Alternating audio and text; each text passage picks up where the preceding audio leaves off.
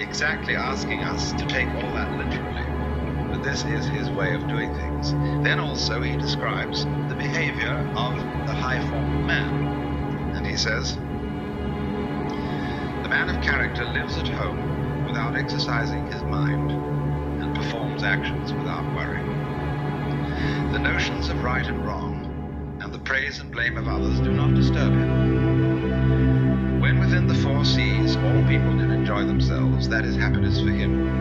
When all people are well provided, that is peace for him. Sorrowful in countenance, he looks like a baby who has lost its mother. Appearing stupid, he goes about like one who has lost his way. He has plenty of money to spend and does not know where it comes from. He drinks and eats just enough and does not know where the food comes from. This is the demeanor of the man of character."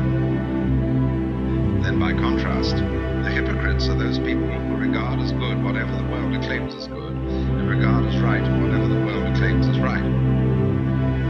When you tell them that they are men of Tao, then their countenances change with satisfaction. When you call them hypocrites, then they look displeased. All their lives they call themselves men of Tao, and all their lives they remain hypocrites. They tell appropriate anecdotes in order to attract the crowd, but from the very beginning to the very end they do not know what it's all about. They put on the proper garb and dress in the proper colors and put on a decorous appearance in order to make themselves popular, but refuse to admit that they're hypocrites. But this explanation of the man who is stupid in countenance and appearance and is wandering about as if he had lost his way, doesn't know anything, of course, is based on the text in Lao Tzu where he says, "The people of the world are merrymaking as if partaking of the sacrificial feasts, as if mounting the terrace in spring.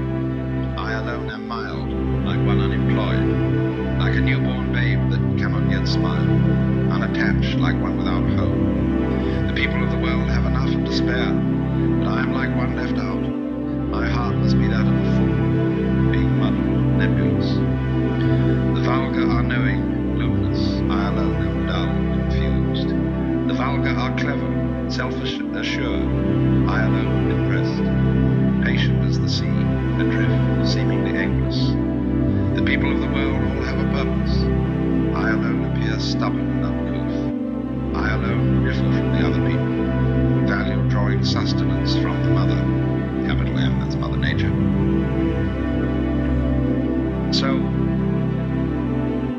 there is about, you see, the character of the Taoist sage as depicted by Chuang-Tzu, something of a fool. Because the fool is the person who doesn't know enough to come in out of the rain, doesn't compete. Everybody else gets before him to the prizes, the material prizes of life, and even to the spiritual prizes. The fool is, you see, the person who isn't going anywhere, who isn't interested in survival.